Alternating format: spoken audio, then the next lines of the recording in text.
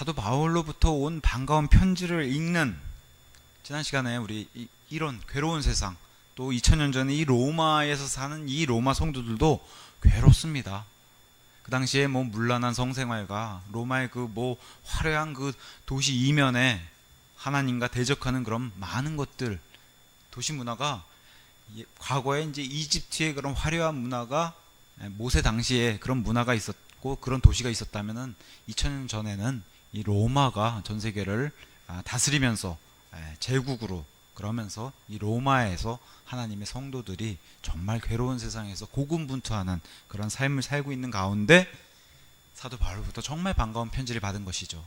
그래서 믿음의 여정에서 로마 성도들도 많이 지쳐있을 법도 합니다. 우리가 뭐 우리나 로마 성도나 별반 다른 없는 그런 사람들이기 때문에. 근데 하나님으로부터 메시지가 왔다는 이 반가운 소식 얼마나 반가울까요? 그러면서 어떤 사람이 읽지 않겠어요? 사도 바울이 예수 그리스도의 종 바울은 이렇게 시작하면서 이 얘기를 귀를 열면서 얼마나 집중해서 듣겠어요? 반가운 마음에 눈물을 흘린 사람도 있을 것이고, 이 편지 그리고 하나님의 말씀에 사실 위로와 평안이 여기서 오는 것이기 때문에. 세상은 복잡하고 너무 세상은 괴롭게 하는 장소잖아요. 우리랑 합당하지 않은 그런 장소이기도 하고. 지난주에 그래서 하나님의 메시지가 뭐예요? 은혜와 평강이 너희에게 있길 원하노라. 하나님이 하시는 말씀이에요. 그러니까 얼마나 이 로마 성도들이 사실은 뭐 그렇다 할 무슨 리더가 있어요, 뭐 걸출한 성경 교사가 있겠어요. 이러한 가운데 정말 세상을 호령하고서 세상을 지금 뒤집어 엎고 있는 사도 바울의 직접적인 편지를 하나님으로부터 사도 바울을 통해서 받으니 얼마나 기뻤겠습니까? 그래서 저와 여러분도 사실 오늘 이 편지를 같이 읽으면서 나누면서 저와 여러분에게도 하나님의 이런 은혜와 평강이 임하는 그런 시간이 되길 기원합니다. 자, 오늘은 계속해서 바울도 만나본 적 없고 교제를 한 번도 해본 적 없는 로마 성도들의 믿음의 소문, 전 세계에 소문이 이렇게 파다하니 그것을 친히 본인도 기뻐하고 하루빨리 만나서 교제하고 싶은 마음, 그 마음을 비치면서 자신과 또 로마 성도들이 하나님께 받은 은혜가 어떤 것인지 같이 나누고 싶어하고, 또 우리가 예수 그리스도를 통해 구원받은 자들일 텐데 바울이 오늘 여기서 던지는 것은 우리가 예수 그리스도부터 구원받은 자들이라면 우리는 하나님께 빚진 자다. 그 얘기를 오늘 주제로 꺼내는 겁니다. 그래서 우리가 하나님께 구원받은 자기 때문에 우리가 하나님의 빚을 갖는, 여기서 사실은 우리가 구원받은 이 은혜에서, 이 깊숙한 곳에서부터 우리를 움직이신 하나님의 파워가 여기서 나온다는 거예요. 그 사도 바울이 그걸 오늘 보여주는 겁니다. 편지를 통해서. 그래서 오늘 본문을 한 구절 한 구절 같이 나누면서 사도 바울의 절절한 마음과 우리도 같이 한번 뭐 다른 내용 없습니다. 어떻게 살아야 할 것인가를 고민하고 깊이 생각하는 그런 시간이 되면 좋을 것 같습니다. 자, 오늘 그래서 8절 하나님의 은혜와 평강을 전달하면서 오늘 8절 먼저 가장 우선적으로 중요한 것이 바로 예수 그리스도를 통하여 내가 너희 모두에 대하여 나의 하나님께 감사하는 것은 너희의 믿음이 온 세상에 걸쳐서 회자되고 있기 때문이라. 먼저 뭐예요? 하나님께 감사를 드려야 된다. 무엇보다도 하나님께 감사드리는 것. 우리가 주일마다 경배를 드릴 때 항상 맨 먼저 시작하는 찬송들은 뭘로 잡아요? 감사 찬송으로 잡는 거예요. 그게 예배의 순서입니다. 우리가 기도할 때 늘 어떻게 시작하고 기도를 해요? 아버지께 감사를 드리면서 하는 거예요.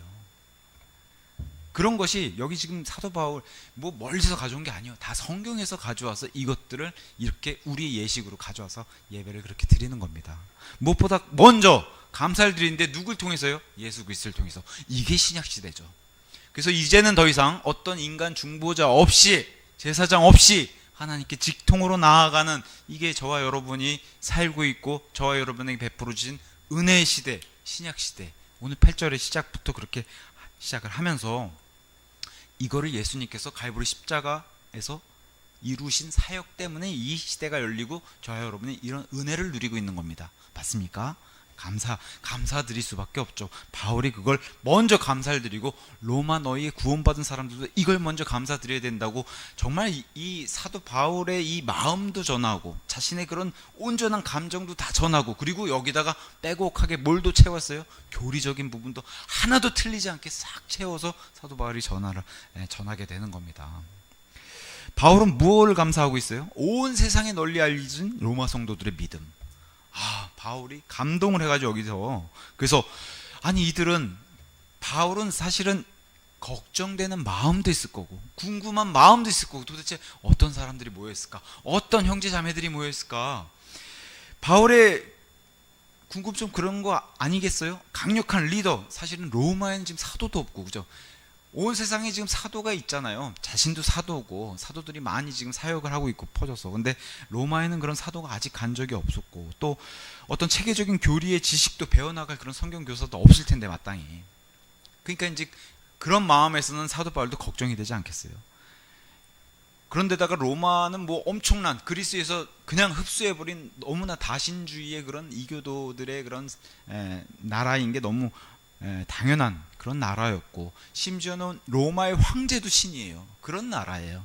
거기서 지금 예수 그리스도의 이 성도들이 살아간다는 것은 마땅히 너무 힘들 거라는 걸 바울이 걱정도 먼저 들지 않겠어요. 그럼에도 불구하고 이들의 믿음이 온 세상에 퍼져 있으니까 사도 바울이 얼마나 감동해서 내가 정말로 지금 바로 달려가서 너희를 만나고 싶다. 이들이 온 세상에 알려진 거 지금 뭘로 시작해요? 믿음으로 시작해요. 너무 멋있게. 로마서 출발이 믿음으로 시작해요. 지금 본격적으로는 아직 로마서에 이렇게 책을 본격적으로 열지 않고 지금은 계속해서 안부를 전하고 있는데 로마서가 본격적으로 시작하면 뭘 선포하기 시작해요? 오늘도 맛보기를 보여주자는 믿음, 그 다음에 하나님의 의. 로마서는 이겁니다. 주제가 없어요. 믿음, 의. 너무 멋있는 주제로 로마서가 끝까지 해서 나중에 구원을 어떻게 받고 너희가 어떻게 성화 과정을 겪고 어떻게 세상에서 살아야 되는지를 쭉 해서 마무리하는 게 로마서입니다. 그래서 최고의 교리책이라고도 얘기를 하는 거예요. 믿음은 보이지 않는 거예요. 우리 사랑, 양심 이런 것처럼 보이지 않는데 분명히 히브리서 11장 1절은 뭐라고 얘기해요? 믿음장을 열면서 믿음은 실체다. 분명히 존재하는 것이다. 이렇게 얘기를 하고 있습니다. 그래서 이들이 세상에 알려진 이유는 믿음인데 그것을 사람들이 알 수 있게 뭘로 표출했다는 거예요? 성경은 이것을 전문 용어로 교리적으로도 믿음의 행위라고 얘기해요. 데살로니가전서 1장 3절에 믿음에서 나오는 행위. 그래서 믿음의 행위라고 얘기해요. 믿음은 안 보이는 것이고 마음속에 감추어져 있는 거예요. 근데 이게 밖으로 나올 때는 행위로 표출되는 겁니다. 그것을 믿음의 행위 그리고 이따 13절에 나오는 열매라고 표현을 하는 겁니다. 이것을. 그러니까 이런 것들이 얼마나 많이 이 성도들에게 나왔으면은 세상에 알려질 정도로 소문이 퍼질 정도로 이렇게 나왔겠어요. 그래서 회자됐다. 막 입에서 오르락 내리락 했다는 거예요. 이들의 로마 성도들의 얘기가. 이들의 믿음이 온 세상에 이렇게 사람들 입에 오르락 내리락 한 이유는 뭐예요? 이들의 헌신 때문에. 믿음에 나온 행위는 이들의 헌신 때문에. 그래서 당시 로마 성도들은 소위 지식이 좀 부족할지라도 그랬을진 몰라도 하나님의 사랑을 실천하는 성도들이었다. 이건 명백합니다. 사도 바울이 지금 그 점을 높이치고 있는 거예요. 지식은 좀 부족할지 몰라도, 왜냐하면 고린도 교회는 상반되게 지식도 은사도 많은 교회였지만 얼마나 우쭐댔어요. 근데 로마 성도들은 그러지 않았죠. 로마 교회는 하나님의 사랑을 실천하는 성도들 훨씬 더 좋아하시죠. 하나님께서 이런 성도들을. 그래서 당시 로마의 이 믿는 사람들은 무엇이 중요한 것인지 알고 있었기 때문에 이 헌신을 통해서 믿음의 행위, 그것을 열매를 많이 보였고 사람들로 인해서 믿음이 온 세상에 소문이 났다는 겁니다. 저와 여러분도 여기 한번 대입해 보세요. 우리는 그럼 얼마나 우리는 열매를 맺고 믿음의 행위들이 우리 밖으로 나오고, 아니면은 얼마나 우리는 하나님 앞에서도 핑계를 대면서 도망가려고 하고 하나님의 사랑으로부터 멀어지려고 하는가. 이런 거 좀 생각해 봐야 돼요. 로마의 성도들을 이렇게 보면서. 자, 로마서 출발이 지금 안부와 함께 믿음으로 출발했는데, 이게 사실은 하나님께서 이스라엘에게 바랬던 점이고, 정말 1500년을 시간을 주셨어요. 제발 나의 믿음을 받아들여라. 안타깝게도 구약에선 이 믿음이라고 한 faith라고 한 단어가 딱 2번 나옵니다. 그마저도 신명기 32장 20절에 믿음이 없는 민족에게 먼저 한번 쓰였어요. 어디로요? 이스라엘에게. 그리고 2번째 등장하는 이 단어가 하박국, 우리가 그 알고 있는 의인은 자기 믿음으로 살리라, 이 유명한 구절에 붙었어요. 이스라엘은 믿음에서 실패한 민족이 되어버렸습니다. 그래서 혹독한 징계를 기다리는 그런 민족이 되어버렸어요. 근데 교회는 좀 다르다는 거죠. 교회는 믿음으로 시작해가지고, 교회는 이스라엘도 이렇게 실패한 것을 교회는 믿음으로 받아들여서 많은 사람들이 구원받게 되는, 그리고 로마서는 이제 로마 성도들의 믿음도 체크를 해보지만, 로마 성도들을 통해서 로마 도시 또 로마 제국에서 퍼져 사는 이 믿지 않는 이방인들에게 어떻게 의인이 되고 구원받는가를 알려주는 그런 책이 되어버렸어요. 너무나 멋진 책. 출발이 뭐라고요? 믿음. 너희가 보여주는 것 본도 너무 잘 보여주고, 이게 바로 어디 수도원이나 산속에 들어가서 살라는, 그게 하나님의 뜻이 아니라는 거예요. 하나님은 이렇게 도시 중심부로 들어가서 오히려 팍스나 로마 해가지고 세상으로 뻗어나간, 지금도 로마의 유적지들 가면 얼마나 그 당시에 길을 걷고 났는지, 세계로 뻗어나가는 그 제국의 위험함을 지금도 볼 수 있는데, 당시에 여기 가서 말씀을 전하면 이게 온 세상으로 뻗어나가니까 로마 성도들의 이 모습은 온 세상으로 나가기 좋은 그런 모습. 그러니까 사도 바울이 아직 로마로 가지는 않았지만 벌써 마음이 벅차고 흡족하고 얼마나 기쁜지 하나님 아버지의 마음을 그대로 편지에 넣어서 지금 전달하니까, 내가 정말 너희 때문에 못 살겠다, 너무 좋다, 그런 마음 아니겠어요, 사도 바울이. 그래서 로마 성도들의 이 믿음이 맺은 열매들의 소문들로 인해서 하나님이 기뻐하시고 하나님이 이들을 사랑하신다는 것을 사도 바울을 통해서 보여주신 거예요. 내가 이런 사람들을 사랑하고 로마에 있는 이 나의 자녀들을 사랑한다. 그러니 사도 바울 역시 아버지가 그렇게 사랑하신다면 저 역시도 이 형제 자매님들을 사랑하는 겁니다. 그래서 편지 쓴 거예요. 나 역시도 너희를 사랑한다. 물론 모든 사람들이 바울의 기대에 못 미칠 거예요. 그죠? 육신적인 그런 성도들도 있을 것이고, 영적인 아기 성도들도 있을 것이고. 왜? 모든 사람이 모두가 다 풍성한 열매를 맺는 건 아니기 때문에. 그런데도 바울은 육신적인 성도든 영적인 아기 성도든 나는 모든 그리스도인을 사랑한다. 로마서 이렇게 출발하는 겁니다. 이게 이제 저와 여러분이 배워야 될 점이라는 거죠. 사도 바울이 지금 알고 있는 건 뭐예요? 하나님이 내게 주신 사랑이 너무나 크고 넓고 어마어마한 거기 때문에 내가 왜 성도들을 사랑 못할 이유가 뭐가 있겠냐, 이겁니다. 지금 사도 바울의 출발은. 우리는 이렇게 보면 지역교회 이렇게 모이는 성도들이나 형제자매들 보면 비슷한 생활 수준이나 아니면 교육 수준이나 같은 관심사를 가진 사람들이 모이면은 교제가 더 재밌겠죠, 아무래도. 근데 이것을 뛰어넘는 그런 사람들 뿐만 아니라, 심지어는 사도 바울이 오늘 제시하는 것은 너희가 마음에 들지 않는 사람도 사랑해야 된다. 왜? 그 사람을 위해서도 예수님이 피를 흘리시고 죽으시고 부활하셨기 때문에 그 얘기를 하는 겁니다. 마음에 들지 않는 사람까지도 사랑할 수 있는 것이 하나님께서 우리 안에 주신 사랑이라는 거예요. 하나님의 사랑. 그것을 성경은 체러티, 성도의 사랑이라는 거예요. 하나님이 우리에게 주셨고, 아예 그분이 사랑을 가지고 이 안에 들어오셨어요. 아예 사랑을 가지고. 우리 보통 이제 가끔씩 이렇게 드라마 보면 문을 열었는데 벌컥 열었는데 친구가 그냥 짐까지 마르륵 싸들고 들어오면은 밀고 들어오는 거. 좀 비유가 안 맞을 수는 있어도, 하나님이 우리가 구원받고 다시 태어난 동시에 성령 하나님이 아예 하나님의 사랑을 들고 이 안으로 들어오신 거예요. 그래서 성경은 로마서 5장 5절이 뭐라고 얘기해요? 이 유명한 구절, 그렇게 가지고 들어오셔가지고 사랑을 부어버리셨어요, 우리 마음에. 이렇게 얘기합니다.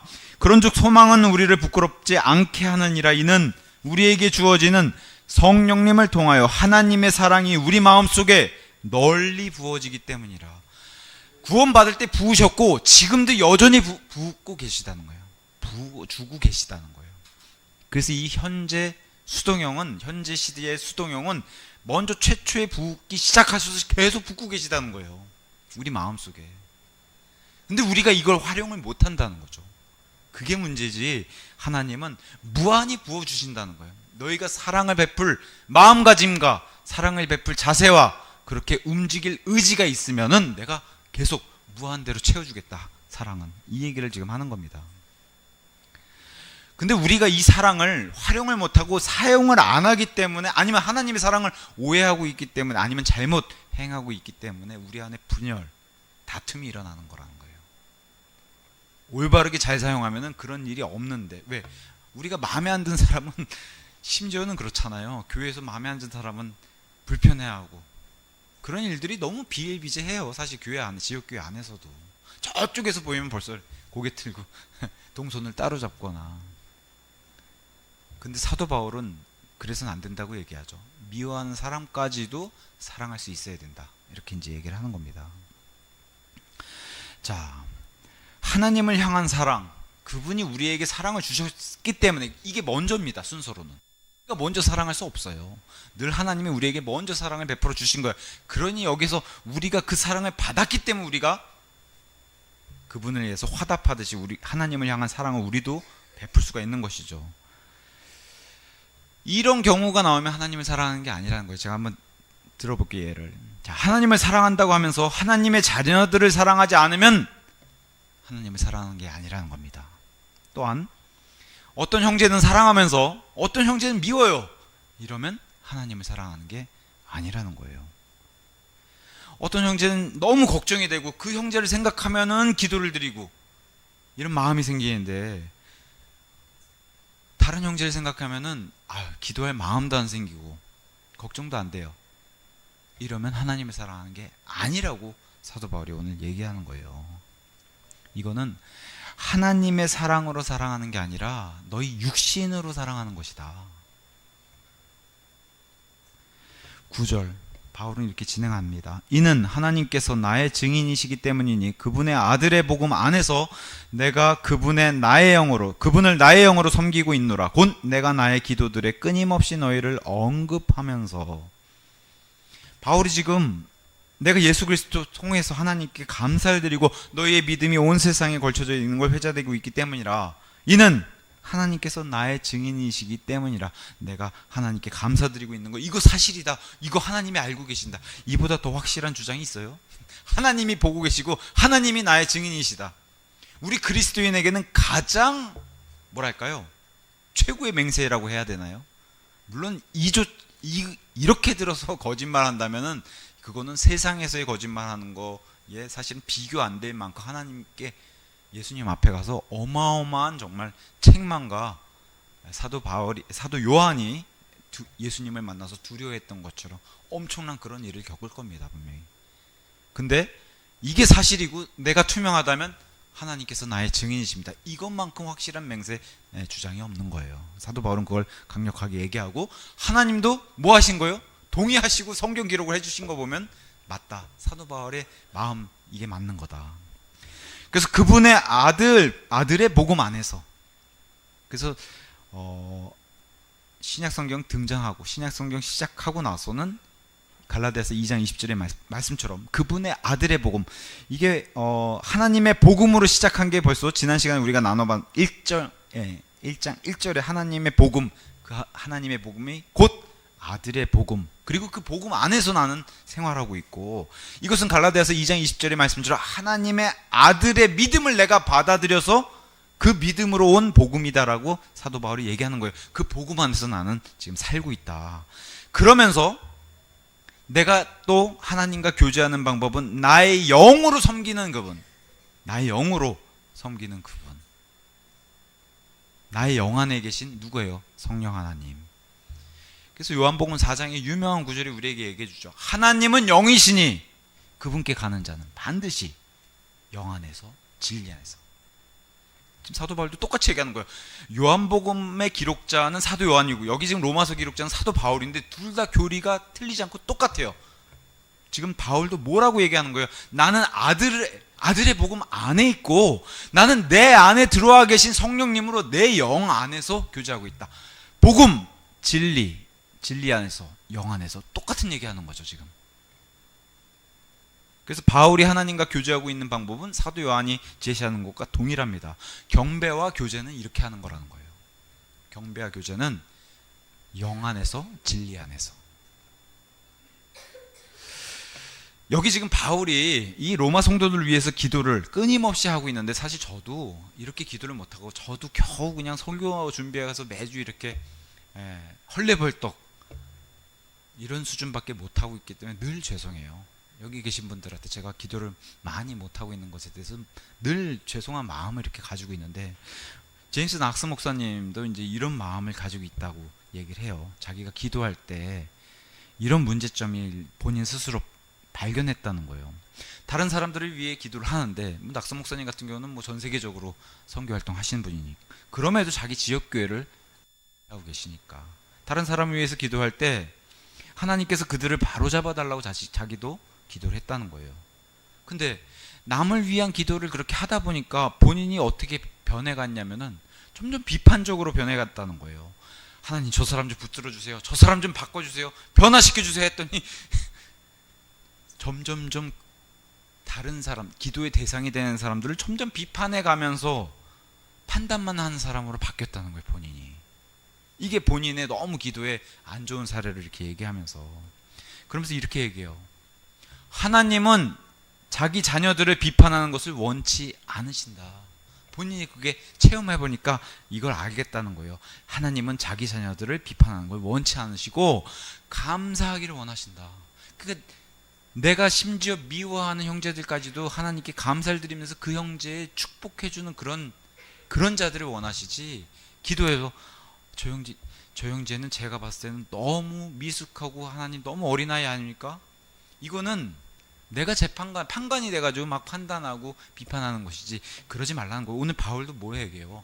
내가 하나님께 감사를 드리고 끊임없이 기도를 드리고, 여긴 육신적인 영적 아이, 심지어 고린도 교회에는 어마어마한 그런 문제아들이 얼마나 많아요. 그럼에도 사도 바울이 눈물로 그 성도들을 다 사랑했잖아요. 그 얘기죠. 내가 너희 아비다, 그렇게 아버지다 얘기하잖아요. 근데 이 로마 편지를 쓰는 로마 성도들한테도 동일한데, 지금 제임스 낙스 목사님도 그렇게 얘기를 하시더라고요. 그래서 다른 형제들이 영적으로 복을 받았으면 좋겠습니다. 육신적으로도, 재정적으로도, 물질적으로도 복을 받았으면 좋겠습니다. 이렇게 하나님께 그들을 위해서 축복해 주라는 거예요. 이런 기도를 하나님이 원하신다는 거예요. 그래서 다른 사람에게 영적인, 육적인 이런 복을 빌어주는 그런 마음으로 충만하게 원하신다는 거예요, 하나님이. 이래야지 건강한 교회가 된다고 이제 제임스 낙스 목사님도 얘기를 해요. 우리가 다른 형제들을 비판하고 바로 잡고자 하기만 한다면은 교회는 한 사람도 안 남는다는 거예요. 남아나질 않는다는 거예요.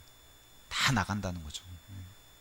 중요한 것은 신약 성경을, 제임스 낙스 목사님 주장이에요. 신약 성경을 샅샅이 뒤져봐도 신약 성경에 나오는 기도는 자기를 위한 기도가 없더라. 너무 중요한 포인트예요. 자기를 위한 기도가 없더라. 다 남을 위한 기도였더라. 근데 누가 손을 들어, 아니 사도 바울 자기를 위해 기도했잖아요. 맞아요, 자기를 위해 기도했는데 그걸 들어주세요, 안 들어주세요? 안 들어주세요. 3번이나 간청을 드려도 안 들어주세요. 근데 하나님이 원하는 기도는 뭐예요? 남을 위해서 해라. 제임스 낙스 목사님 이걸 발견하고서 내가 남을 위해서 제대로 된 기도를 해야지 남을 비판하는 기도도 하면 안 되겠구나, 이걸 얘기를 이제 하시더라고요. 기도의 목적은 우리 마음이 예수님처럼 되도록 하는 것, 그런 마음을 가지고 기도를 드리라는 거예요. 왜? 예수님이 공생의 기간에 어떤 모습을 보이셨어요? 그분 마음에는 자기 자신은 없어요. 늘 다른 사람으로만 가득 차 있었다는 거예요, 예수님은. 그거를 배우고 너희도 그와 같이 옆에 있는 형제 자매를 위해서 그런 마음을 가지고 기도를 해라. 바울이 지금 만난 적도 없는 로마 성도들에게 이렇게 끊임없이 이런 마음을 가지고 기도를 한다는 거예요. 하나님의 마음을 가지고서. 자, 10절에 이제 어떤 방식으로든 하나님의 뜻에 의해 결국 너희에게 나아가 형통할 여정을 가질 수 있도록 하나님께 요청하고 있느라. 형제 자매들을 간절히 보고 싶어요. 여러분은 오늘 어떠세요? 어떤 마음으로 이 교회 경배드리러, 어떤 마음으로 예배당에 오셨나요? 지역교회로 이렇게 주일날 모일 때 어떤 마음을 갖고 우리도 교회에 나오는지, 사도 바울처럼 이렇게 형제자매를 간절하게 바라고 간절하게 제가 이 형제자매들을 간절히 보고 싶습니다, 이런 마음을 가지고 오는지, 아니면 정말 의무감에 오늘 주일이 됐구나 그런 마음으로 오셨는지, 하나님의 명령이니까 아유 이 예배 안 드리면 꼭 내가 저주받고 뭐 안 좋은 일이 생길까봐 이렇게 해서 마지못해서 오신 건지, 아니면 정말 하나님께 예배를 드려가는 이 마음이 정말 벅차서 기뻐서 또 형제 자매들을 보고 싶고 교제하고 싶고 이 세상에서 못 누리잖아요 이런 마음을 가지고 오셨는지, 어떤 마음으로 오셨습니까 오늘? 물론 우리가 교회 예배당에 주일날 오는 첫 번째 목적은 이건 불변입니다. 하나님께 경배드리기 위해서 오는 거예요. 이건 바꿀 수 없죠. 이게 첫 번째입니다. 그 다음에 이제 형제 자매들과 교제, 이것도 중요한 우선순위를 둘 수 있기 때문에, 물론 하나님, 그러니까 우리는 하나님을 최선을 다해서 사랑하는 거, 이건 뭐 가장 위대한 명령이기 때문에 이 자리에 다른 걸 놓을 수는 없죠. 그 다음에 예수님의 또 큰 명령 가운데 또 하나 있잖아요. 너희가 서로 사랑하라. 여기서 교제가 이루어지는 거 아니에요. 교제가 우리가 형제 자매들을 사랑하는 교제의 목적 와가지고 어떻게 지냈는지, 세상 가운데 어려움은 없었는지, 믿음을 잘 지켰는지. 제가 뭐 간간히 그런 말씀 드리잖아요. 우리가 밖에서 만약에 길거리에서 뭐 할 수는 있죠. 찬송가 크게 부르고 그럴 수는 있어요. 근데 지나간 사람들이 미쳤다고 그럴 거예요 아마.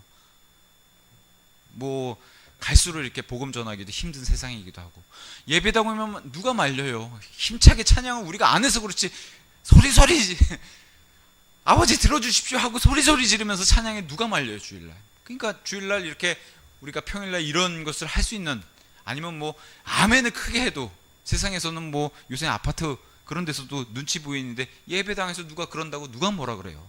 그잖아요.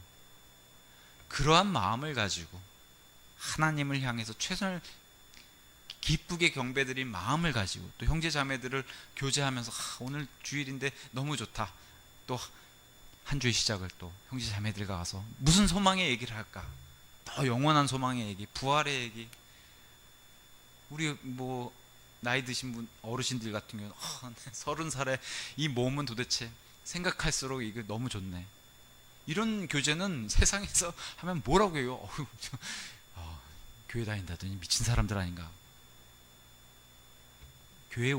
교회에서만 할 수 있는 교제잖아요.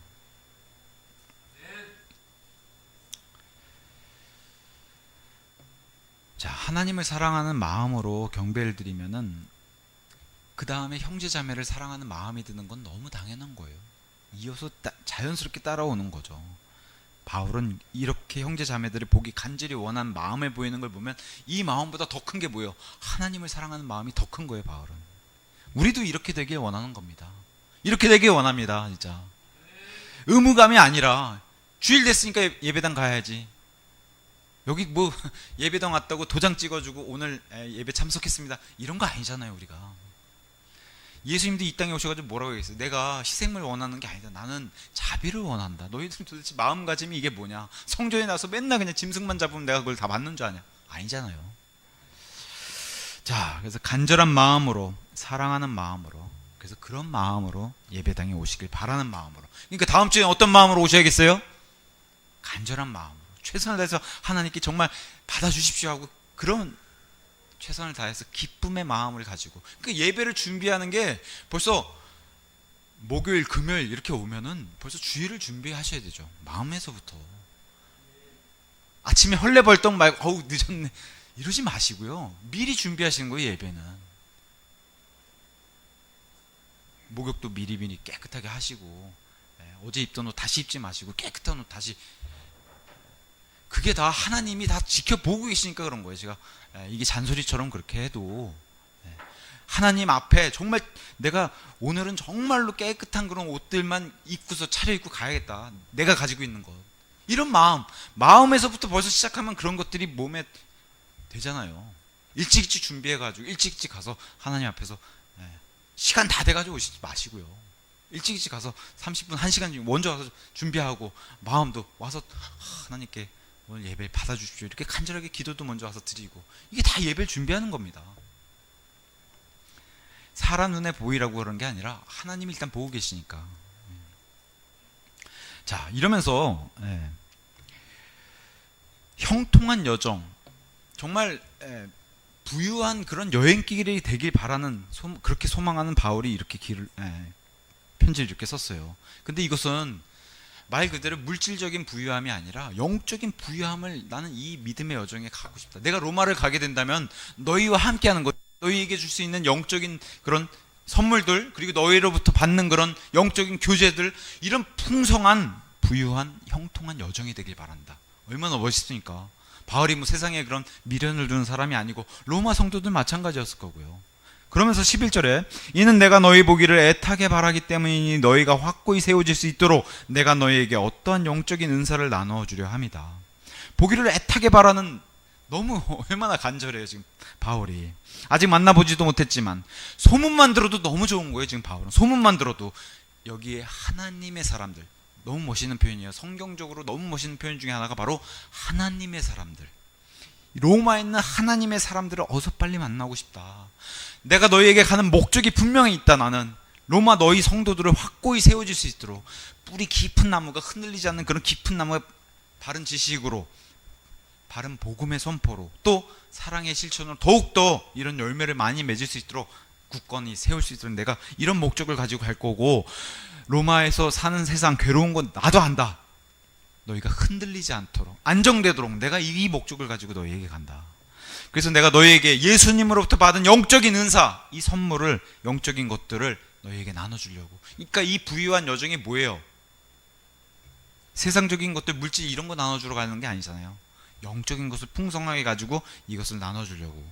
근데 우리 보통 이제 은사주의 교회들이 이거 보면서 바울이 지금 로마 성도에게 두 번째 은사를 주려고 간다, 이게 바로 하나님으로부터 받아야 하는 두 번째 역사다라고 이제 주장하는 게 바로 은사주의의 교리가, 여기서 주장하는 교리가 나오는데, 그게 뭐예요? 첫 번째 하나님께 받는 은사는 구원, 그 다음에 받는 은사는 방언, 예언, 치유. 아니에요. 사도 바울이 지금 가져가려는 건 이런 게 아니잖아요. 그죠? 그런 건 아니에요. 이런 뭐 사도 바울이 와가지고 쫙 손을 얹으면 뭐 예언하고 계시 등 이런 거 해주려고 바울이 오는 게 아니라는 거예요. 근데 이거 마치 옛날 개혁성경 표현처럼 신령한 것을 지금 바울이 아주 손만 탁 대도 그냥 사람들이 막, 로마 교회는 그런 얘기도 한 게 없고, 지금 고린도 교회가 그런 게 문제가 됐지만 어쨌든 바울은 지금 그런 얘기하는 게 아니에요.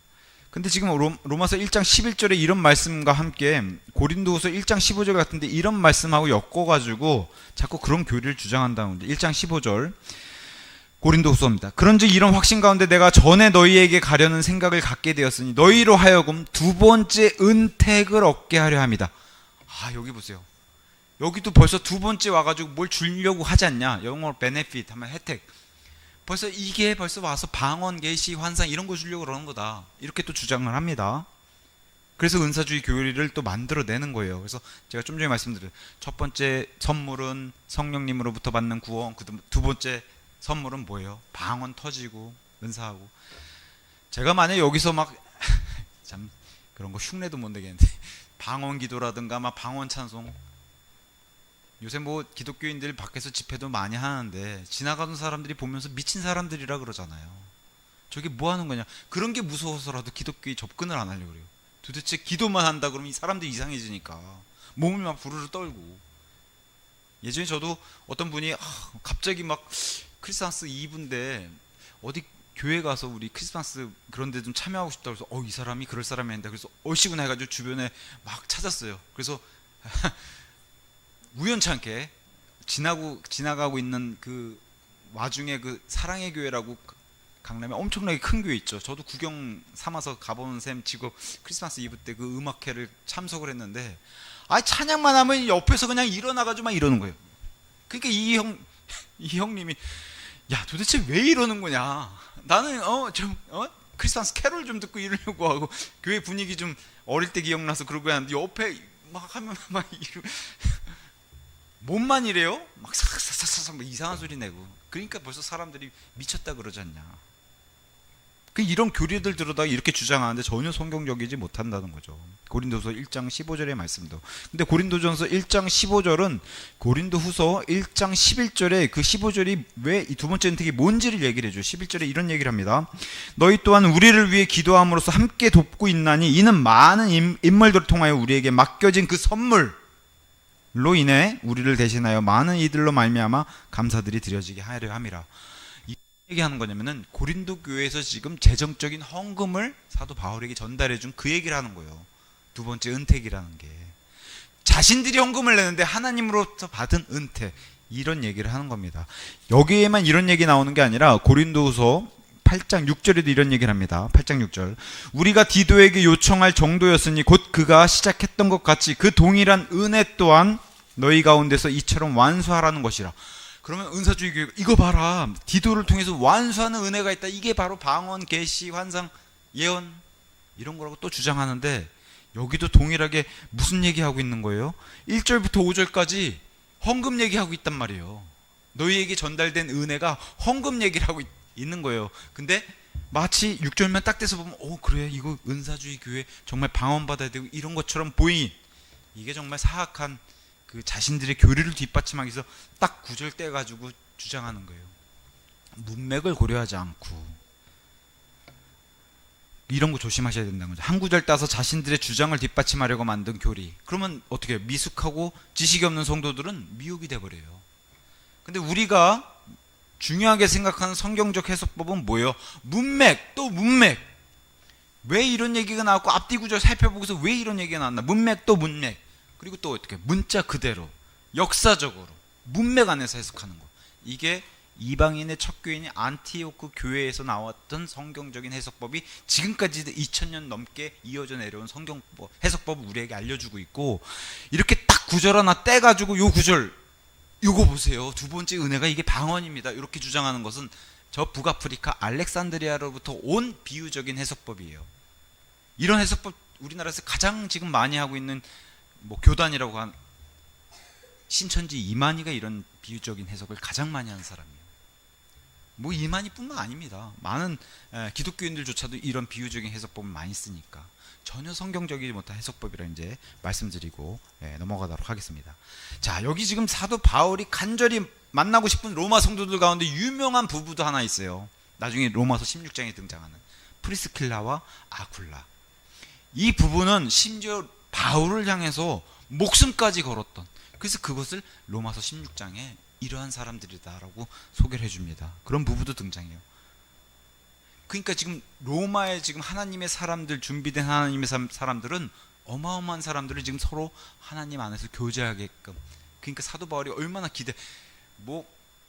아직 만나지 않은 프리스킬라 아굴라, 이런 사람들이 로마에서 출신들이기 때문에 바울도 굉장히 기대감이 큰 그런 성도들의 만남을 바라고 있고, 저와 여러분도 마찬가지 아닐까? 어디서 만약에 믿음을 공유하고 있는 이런 사람들, 같은 믿음을 가지고 이런 사람들이 어디서, 사실 독립심리교회는 규모도 작잖아요. 어디 우리 개신교랑 가서 교제하기 쉽지 않아요. 왜냐면 교리도 너무 많이 다르기도 하고 서로 믿음들하고, 이런 은사주의 교회 만나면 그냥 손잡고서 이렇게 이런 사람들하고 교제가 되겠어요? 그죠? 그러니까 독립심리교회 성도들이 만나면 더 귀하고 그렇잖아요. 12절, 곧 너희와 나 모두의 상호간의 믿음을 통하여 내가 너희와 함께 위로받으려 함이라. 상호간의 믿음을 통해서 서로의 공통된 믿음이 있다는 거예요. 너희 로마 성도들, 그리고 나 바울도 함께 너희만 위로받는 거 아니다. 내가 너희에게 가서 대단한 위대한 사도가 왔다, 물론 그것도 좋죠. 근데 어떻게 해요? 나 바울조차도 너희로 인해서 나도 위로받는다. 이럴 때는 사도의 권위가 아니라 정말 보통 사람, 바울 역시도 보통 사람이라는 것을 여기서 보여줘요. 자, 제가 오늘도 어떤 형제님하고 그런 얘기를 했어요. 교회는 세상에서 가장 독특한 곳입니다. 교회는 상식적이지 못한 행동들이 부스부스 나오기도 하고요. 왜 그래요? 여기는 사회생활하는 학교나 회사, 직장 이런 것과 달리 영적인 문제들이 발생하는 그런 장소이기 때문에 그래요. 다양한 사람들이 모이고 다양한 연령대에 다양한 직업군의 사람들이 모이는 곳, 사는 곳과 환경, 받은 교육, 출신지가 다 달라요. 그런데도 어떻게 해요? 예수 그리스도를 믿고 그분에 대해서 더 알아가고자 하는 사람들이 모이는 곳이 바로 교회예요. 예수님 아니었으면 여기 저와 여러분 만날 일이 없어요. 예수님 아니었으면. 예수님을 만났고 심지어는 천국에 가면은 지겨워도 영원토록 봐야 돼요. 맞습니까? 맞아요. 여기서 아무리 보기 싫어, 미워, 마음속에 그런 게 있어도 싫어도 영원히 봐야 돼요. 어떻게 할 거예요? 천국 가서 무슨 간증을 서로 하겠어요? 만나면 영원히 보면서. 옛날엔 미안해서, 물론 그렇겠죠. 우리가 천국 가서 교제할 때는 지난날의 그런 것들은 모두가 내려놓고 정말 투명한 교제를 하겠죠. 그럼에도 불구하고 좋은 간증을 가지고서 올라가야 되지 않겠어요? 영원히 봐야 되는데. 세상 어디에도 이런 모임이 없어요. 그러니까 교회는 가장 독특하면서도 가장 유지하기 힘든 그런 살아있는 기관이다, 그렇게 말씀드릴 수 있어요. 바로 옆에 있는 분들이 가지고 있는 공통점이 있어요. 옆에 있는 분들이. 여기 지금 상호간의 믿음에 대한 얘기를 했는데 옆에 있는 분들 공통된 믿음을 가졌다는 거예요. 출발이 사도 바울이 얘기한 것처럼 공통된 믿음. 그리고 머지않아 공통된 장소인 천국에서 만나는 사람들이라는 거예요. 이것도 공통점이에요. 또 옆에 계신 분들이 공통된 생명, 이렇게 예수 그리스도로부터 받는 공통된 생명을 가지고 있고 그 생명과 함께 옆에 계신 분들이 영원 무궁토록 함께 살게 될 것이라는 거예요. 공통된 믿음, 공통된 장소, 공통된 생명, 공통된 영원한 삶을 누리는 사람들. 어떻게 옆에 계신 분들을 대해야 되겠어요? 싫어도 같은 단지 사는데 어떻게 하겠어요? 예루살렘이라고 하는 같은 단지 사는데 다른 단지는 없어요. 교회에겐 다른 단지를 허락하지 않으셨어요. 새 예루살렘이라고 하는 한 단지밖에 없어요. 그잖아요. 오며 가면서 산책 나오면 만날 텐데 어떻게 대해야 되겠어요? 그 얘기를 지금 사도 바울이 하는 겁니다. 여기서는 바울의 권위 있는 사도의 모습이 아니라 정말 보통 사람, 나도 너희로부터 위로를 받고, 그리고 실질적으로 바울이 지금 편지를 쓰면서도 위로를 받고 있어요. 너무 감사를 드리면서. 그래서 얼마나 바울도 주고 싶은 게 많겠어요. 영적인 그런 많은 것들을 기쁨으로 주기 위해서 성도들을 섬기고 또 성도들 간의 진실한 교제를 통해서 바울 역시도 위로를 받고 있다. 그러니까 지금 제사장처럼 무슨 뭐 목사의 권위 내세우고, 지금 바울은 그런 사람이랑 거리가 먼 거예요.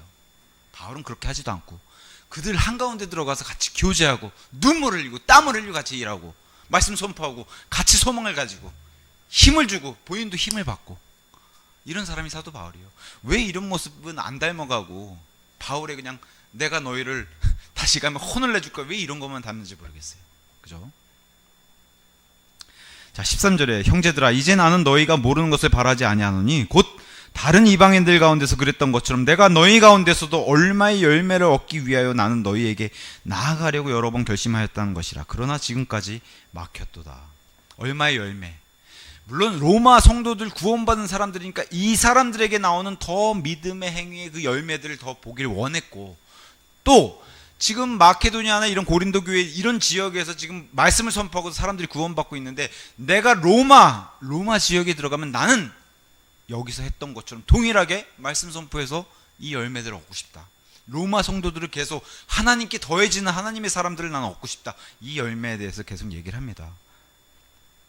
그래서 바울의 관심사, 지금 바울은 로마 성도들이 너무너무 궁금하고, 바울은 이런 거 궁금해하지 않았겠어요? 로마 성도들이 혹시나 헛되이 믿지 않고 헛되이 믿고 그러지 않을까? 제대로 구원받은 사람들 맞을까? 이런 걱정 들지 않겠어요? 또 믿음의 여정에서 믿음 생활에서 고난들을 잘 견디면서 승리하고 있을까? 승리 잘해야 되는데 이런 걱정, 육신적인 거나 영적인 이 고린도 교회 이런 교회와 같은 모습이 나오지 않았으면 좋겠다, 이런 바람도 있을 거고, 또 예수님과 동행하는 삶, 이게 예수님이 가장 기뻐하신, 예수님이 나에게 해주신 그 말씀인데 이들은 예수님과 함께 그렇게 동행하고 있을까?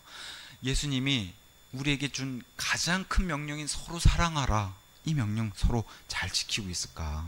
그러니까 로마 성도들이 이런 믿음 점검하고 싶지 않겠어요? 저 같아도 누군가 교회 방문해가지고 제가 킹제임스 성경 너무 사랑하는 사람이다 하고 이렇게 해서 오신 분이 계시다면 저 역시도 믿음을 점검할 수밖에 없는데 사도 바울은 더 하셨어요?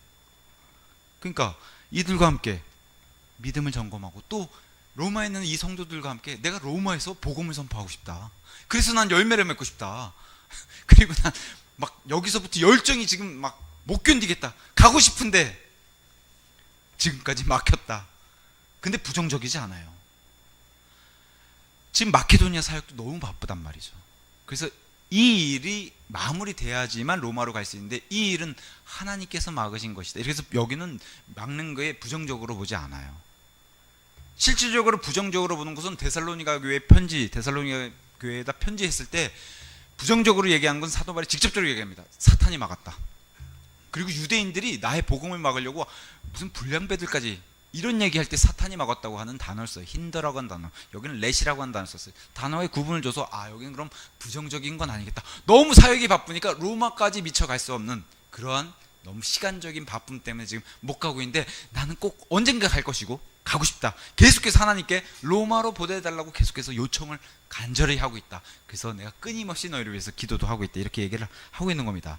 그래서 로마서 서신, 로마서 소개를 어떻게 해요? 로마인들에게 보내는 사도 바울의 서신, 로마 성도들에게 보내면서 내가 로마 믿지 않는 로마인들에게도 가서 복음을 전하면서 이 로마 편지를 전달해 주고 싶다. 너희를 통해서 전달하고 싶은 게 나의 마음이다.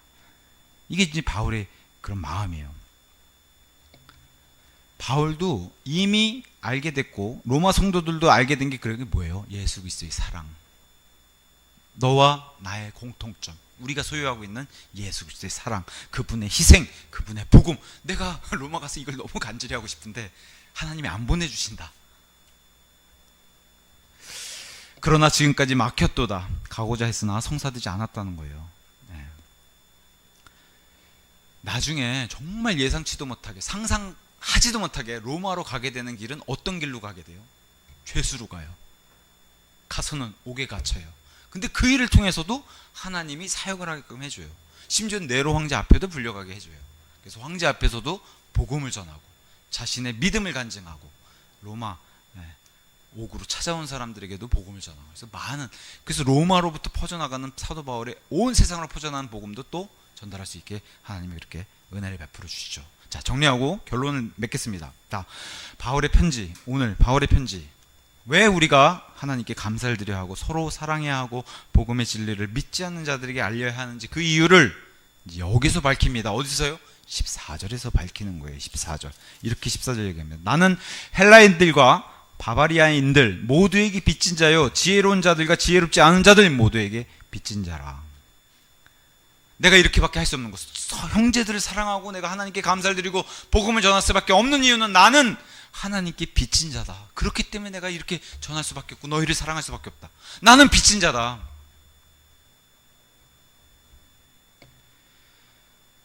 사람들에게 진리를 전하지 않고서는 내가 견딜 수가 없다. 바울의 심정이 이런 겁니다.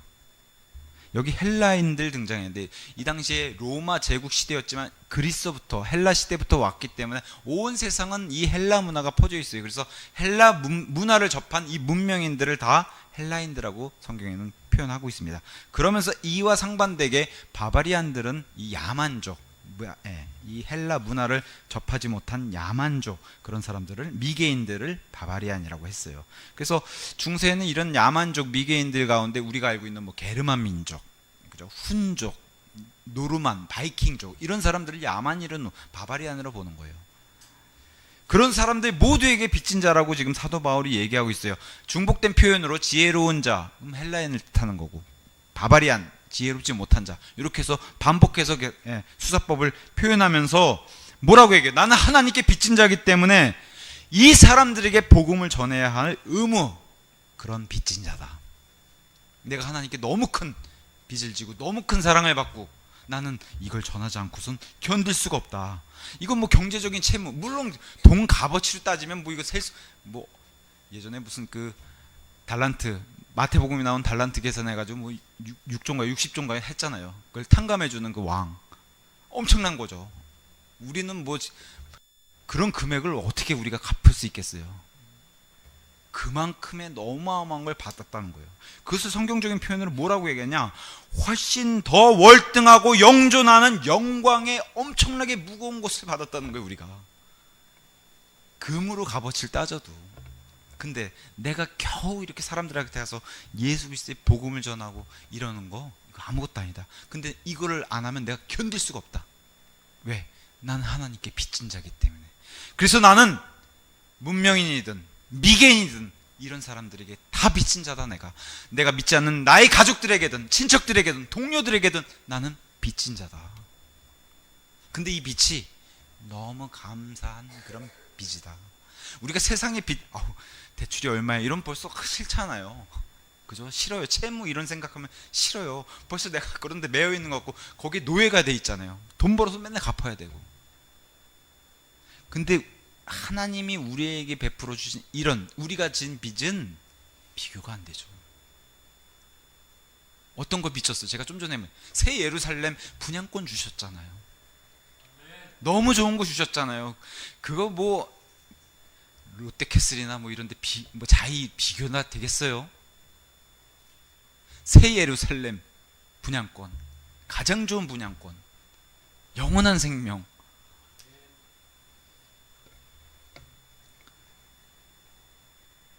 따라서 여기 사도 바울처럼 우리 역시도 옆에 있는 가족들에게 우리 역시도 빚진 자다. 내 옆에 있는 동료, 나는 그 사람들에게 빚진 자다. 하나님이 나를 보내셔가지고 그 사람들에게 하나님의 자신의 빚을 갚도록 나는 빚진 자다. 이렇게 말씀드릴 수 있겠어요. 복음의 빚을 지고 복음으로 갚지 않는다면 우리는 여전히 하나님 앞에서 죄인 중에 죄인이다. 사도 바울의 고백입니다.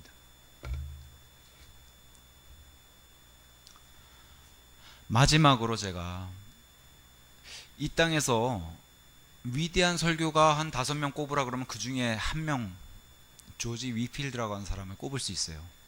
위대한 설교가. 미국을 아주 뒤집어 놓은 사람들. 조지 위필드가 한 10,000명씩 모아놓고 이렇게 집회를 하면은 이런 게 이제 중요한 거죠. 10,000명씩 모아놓고 10,000명이 다 구원받았다고 고백하는 엄청난 집회를 벌였던 그런 사람이에요. 그런데도 그런 자리에서 한 명도 방언하거나 그런 것을 내가 방언이 터졌어 이렇게 고백하고 간증한 사람이 없어요. 이게 중요한 포인트이기도 하고, 또 하나는 제가 요새 이제 교회사 이렇게 강의를 하다 보면은 조지 위필드의 이 문구가 계속 머리에 맴돌아서 이 사람이 하나님께 얼마나 빚진 거를 이렇게 전달하지 않고 사도 바울처럼 견딜 수 없는 사람인가. 조지 위필드는 미국 대각선, 대부흥의 불씨를 놓은 엄청난 미국에서 온 위대한 설교가예요. 말을 너무 잘했다고 해요.